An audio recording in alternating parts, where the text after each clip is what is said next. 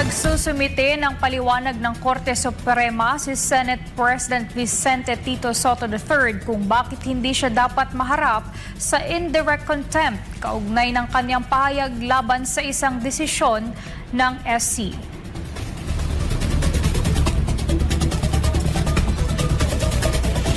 Sa resolusyong may petsang April 8, 2026, inatasan si Sotto na maghain ng komento sa loob ng 10 araw na hindi na maaring palawigin.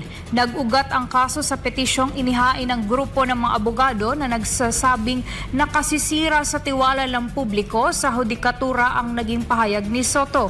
Matatanda ang kinwestiyon ni Sotto ang ruling ng Korte Suprema na nagbasura sa impeachment case laban kay Vice President Sara Duterte noong nakaraang taon at tinawag pa itong sad day for constitutional law. Ayon sa mga petitioner, bilang leader ng Senado, mas malaki ang epekto ng naturang mga pahayag sa publiko.